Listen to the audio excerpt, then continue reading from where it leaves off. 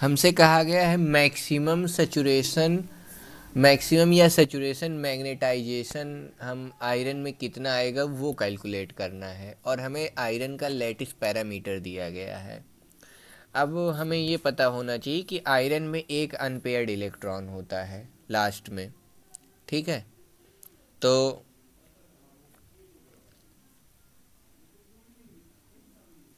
जो unpaired electron होता है डी ऑर्बिटल में, वो एक मैग्नेटिक डायपोल की तरह बिहेव करेगा। और अगर आयरन की बात करें तो आयरन में ऐसे 4 अनपेयर्ड इलेक्ट्रॉन्स पाए जाते हैं। आयरन का एटॉमिक नंबर कितना होता है? आर्गन प्लस 8 होता है, यानी 28 के आसपास होगा। आयरन का एटॉमिक नंबर जो है ना वो 26 है, ठीक। तो जो लास्ट कॉन्फ़िगरेशन आता है लास्ट आउटर सेल का, वो 3d6 4s2 आता है। तो ये 3d ऑर्बिटल हो गया और ये 4s ऑर्बिटल हो गया। तो अगर मैं इसमें इलेक्ट्रॉन भरना चालू करूँ, 4s में 2 हो गया और 3d में 6, तो 5 और 1 ये 6, 4 अनपेयर्ड इलेक्ट्रॉन हैं, ठीक। 4 अनपेयर्ड इलेक्ट्रॉन, तो यानी 4 हमें डायपोल बनेंगे। 4 unpaired electron in outer orbital, ये क्या बनाएंगे? 4 स्पिन अनपेयर्ड स्पिन, ठीक है, मैग्नेटिक डायपोल।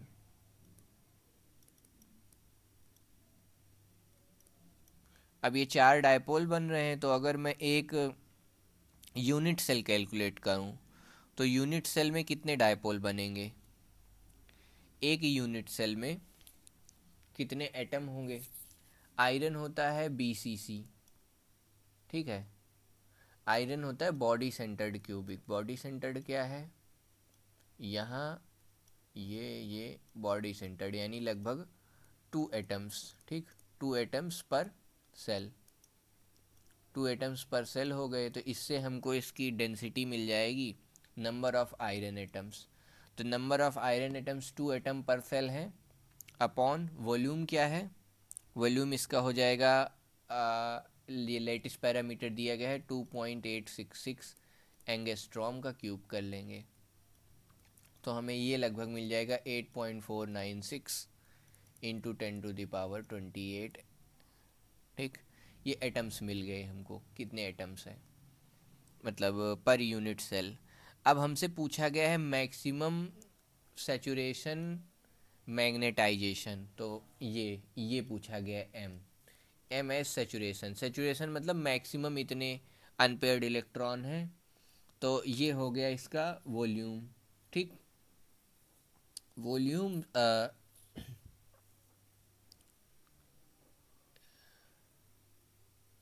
इतने एटम्स पर यूनिट वॉल्यूम है। और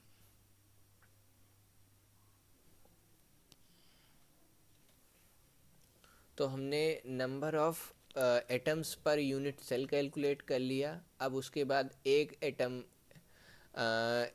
कितने इलेक्ट्रॉन्स हैं? अनपेयर्ड 4 अनपेयर्ड इलेक्ट्रॉन्स हैं। तो जो सैचुरेशन मैग्नेटिक फील्ड क्या आ जाएगी? ये आ जाएगी number of atoms into unpaired electron, इनका नंबर, ठीक है, इनटू बोर मैग्नेटॉन, ठीक। तो बोर मैग्नेटॉन कैलकुलेट करने पे ये आएगा QH/4πme। तो जो हमको M सेचुरेशन मिल जाएगा वो मिल जाएगा number of atoms 8.496 into 10⁻28 atoms पर मीटर क्यूब इंटू 9.227, ये हो जाएगा, इतने एटम्स पर मीटर क्यूब हैं, एटम्स पर metre cube, into Bohr magneton की वैल्यू है 9.27 इंटू 10⁻24 एम्पियर पर metre square, into metre square metre cube into 4, ठीक है। तो ये सब सॉल्व करने के बाद पर यूनिट वॉल्यूम में या एक यूनिट वॉल्यूम में जो हमारा मैक्सिमम सेचुरेशन ऑफ मैग्नेटाइजेशन आएगा, इसकी यूनिट होती है एम्पियर पर मीटर, तो आएगा 3.15 इंटू 10⁻6 एम्पियर पर मीटर। सब कुछ एसआई यूनिट में लिया था हमने, इसीलिए ये हो गया एक पार्ट। अब हमको पता है B is equal to mu naught H plus mu naught M, ठीक। तो B मैक्सिमम क्या हो जाएगा, B मैक्सिमम क्या हो जाएगा, वो हो जाएगा mu naught into M of maximum, ठीक। जब H जीरो होगा तो उससे हम ले रहे हैं, ठीक है। तो B की मैक्सिमम वैल्यू क्या आ सकती, म्यू नॉट इंटू M की मैक्सिमम वैल्यू, ये M सेचुरेशन। तो mu naught into M saturation कर देंगे, म्यू नॉट होती है 4 पाई इंटू 10⁻⁷ वेबर पर एम्पियर मीटर, वेबर पर ampere metre into 3.15 into 10⁻6 ampere पर मीटर। तो B सेचुरेशन की वैल्यू आ जाएगी हमारी 3.96 टेस्ला, ठीक है। या टेस्ला को ही वेबर पर एम्पियर मीटर कहते थे, टेस्ला में वैल्यू आ गई। तो ये मैक्सिमम बी सेचुरेशन हमने कैलकुलेट कर लिया। एक्सपेरिमेंटली ऑब्जर्व वैल्यू जो हमें कंपेयर करने को कहा गया था वो है 2.1 टेस्ला, ठीक। बोर मैग्नेटॉन, इसमें जो आयरन है ना वो ओनली 2.1 बोर मैग्नेटॉन कंट्रीब्यूट करता है, ना कि क्या कहते हैं 4 मैग्नेटॉन। मतलब प्रैक्टिकली प्रैक्टिकली जो है practically number of bore magneton जो है वो होना चाहिए, वो होता है 2.1 और ये होना चाहिए 4 थ्योरेटिकली, ठीक है।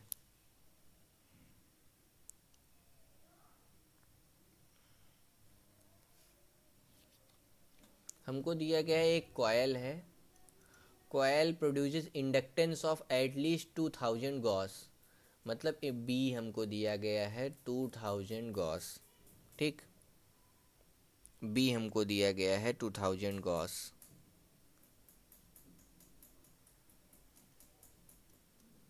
फिर हमको दिया गया है 10 milli ampere current flows through the conductor, तब इतना बनता है। तो आई की वैल्यू दी गई है 10 मिली एम्पियर, ठीक।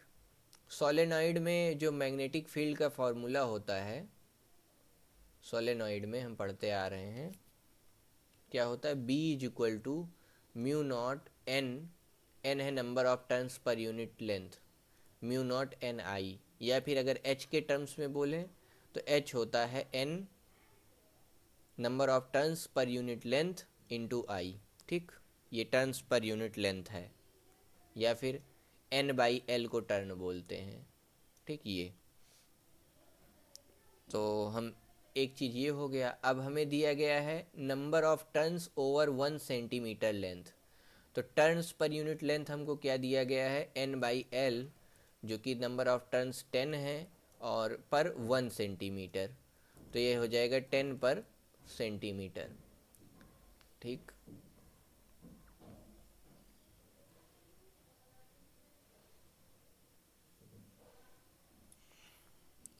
तो अगर हमें एच निकालना हो इस केस में तो एच क्या निकल के आएगा, कैलकुलेट एच अगर कहा जाए इस क्वेश्चन में तो एच आएगा turns per unit length into आई, जो कि हो जाएगा 10 पर सेंटीमीटर, इंटू आई की वैल्यू दी गई है 10 मिली एम्पियर, 10 इंटू 10⁻³ एम्पियर। ये सब सॉल्व करेंगे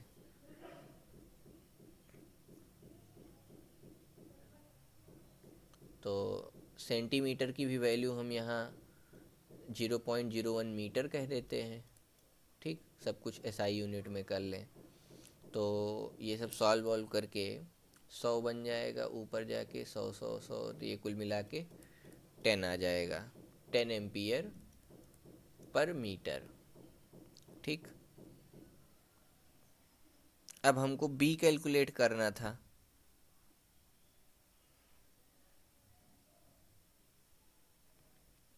तो म्यू होता है म्यू, बी बाई एच होता है, ठीक। बी हमको दिया गया है 2000, पर 2000 गॉस दिया गया है, ठीक है, गॉस में दिया गया है।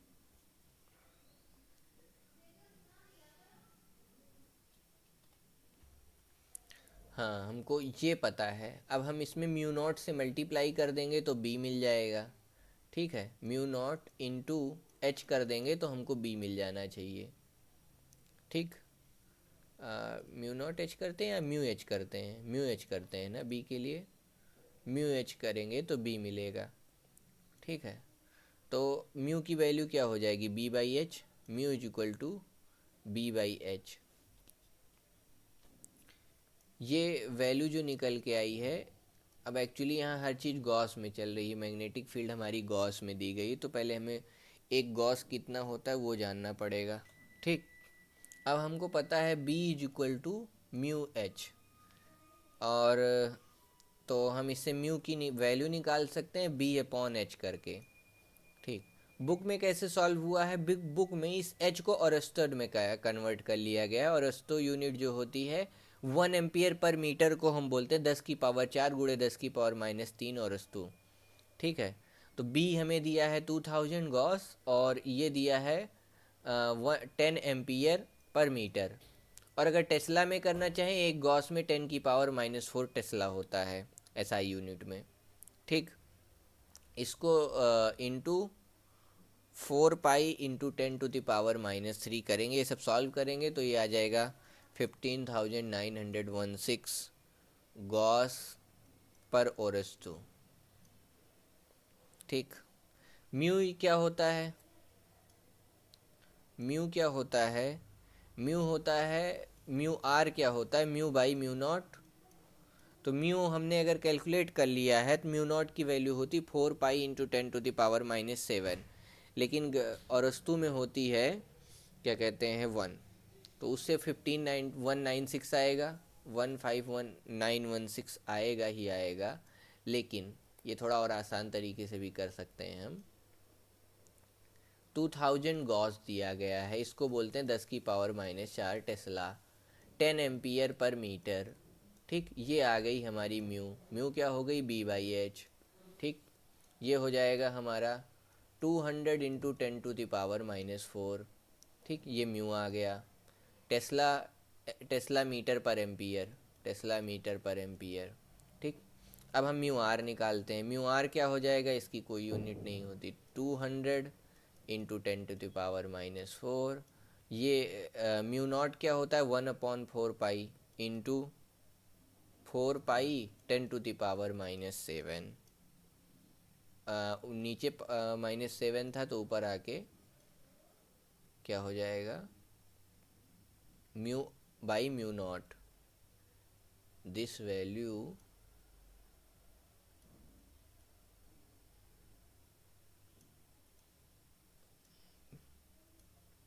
म्यू आर क्या हो जाएगा? Mu by mu naught, mu upon mu naught. इसको हम लिखेंगे 200 इंटू 10⁻⁻⁴ अपॉन म्यू नॉट की वैल्यू क्या होती है? तो म्यू नॉट की वैल्यू होती 4 पाई इंटू 10⁻⁻7। हाँ, तो ये जो भी आता है ये कैंसिल हो जाएगा, अभी 7 ऊपर जाएगा तो ये बन जाएगा 200, और ये इंटू 10⁻³ अपॉन 4 पाई। सॉल्व कर लेंगे तो हमको फिर से वही चीज़ मिलेगा जो पिछले में मिला था। हमसे कहा गया है बी एच प्रोडक्ट निकालने के लिए, तो ये जितने पॉइंट्स दिए गए हैं, ये हो गया, ये हो गया, कर्व पे बी और एच वर्सेस कर्व दिया गया है। इधर दिया गया है इंडक्टेंस, इधर दिया गया है मैग्नेटिक फील्ड। तो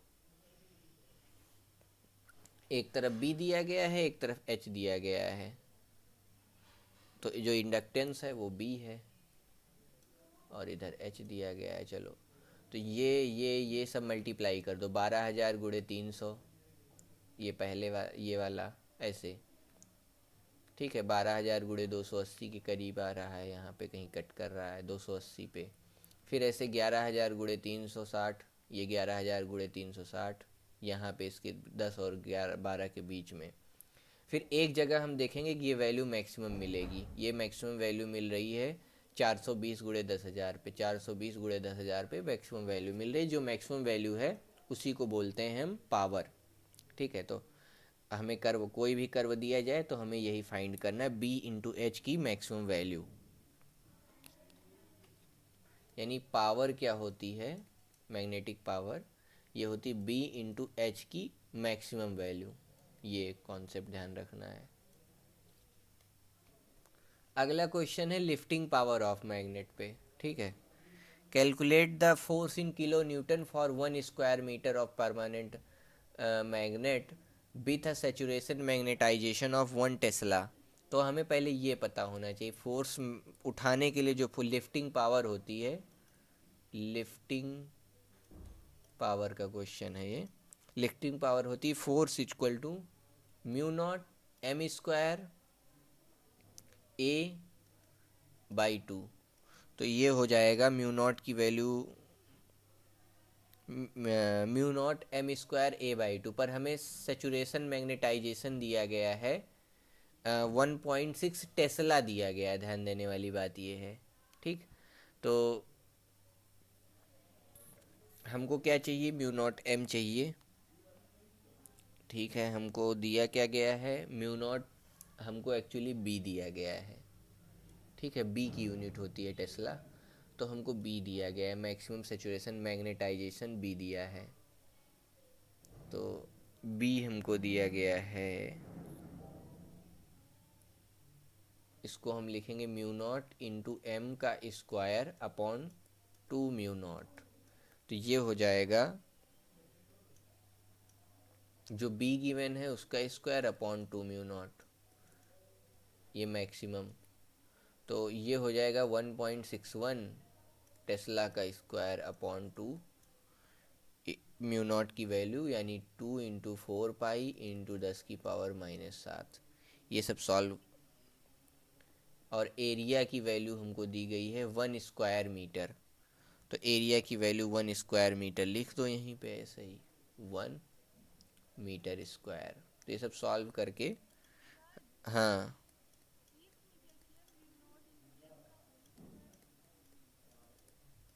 ये आ जाएगा। पिछले क्वेश्चन में हमने किया था ना, B equal to mu naught H into mu naught M होता है, फिर बी सेचुरेशन निकाला था। पर क्या है कि बी एम की यूनिट होती है एम्पियर पर मीटर, इसकी यूनिट होती है एम्पियर पर मिनट, पर बी की यूनिट होती है टेस्ला। तो टेस्ला हमको गिवन था, इसलिए ऐसा करना पड़ा यहाँ पे। म्यू म्यू नॉट से मल्टीप्लाई किया ऊपर नीचे, तो म्यू नॉट एम का स्क्वायर बन गया। अब हमको क्वेश्चन दिया गया है टोटल मैग्नेटिक मोमेंट कैलकुलेट करना है फेराइट के लिए, मैग्नेटाइट के लिए। तो फेराइट होता है हमारा Fe3O4। इसी का एक जब हम इसी पे मैग्नेटिक फील्ड वगैरह लगाते हैं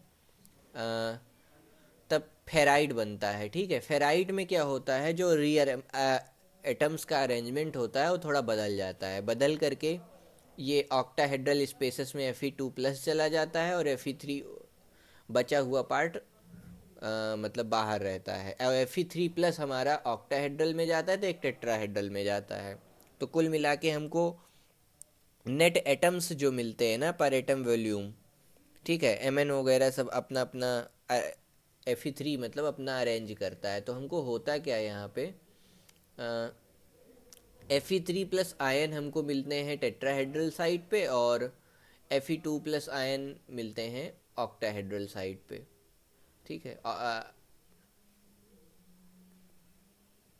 इसमें होता क्या है, बस ध्यान क्या रखना है कि 8 एटम्स पर यूनिट सेल हो जाते हैं। इसमें सब सेल बनती है, मतलब इसका जो लैटिस पैरामीटर होता है वो बदल जाता है यूनिट सेल का, वो 8.37 हो जाता है। और इसमें 8 एटम्स पर सेल होते हैं। 8 एटम्स पर सेल हैं तो पहले वॉल्यूम निकाल लिया, और बोर मैग्नेटॉन कितने हो गए, 4 अनपेयर्ड हैं आयरन में, तो 8×4 32 अनपेयर्ड इलेक्ट्रॉन हो गए। तो ये हो जाता है इसमें, मतलब हमें करना क्या है, देखो सबसे पहले वॉल्यूम ऑफ सेल निकालना है। ये हो जाता है हमारा लेंथ पर मीटर क्यूब।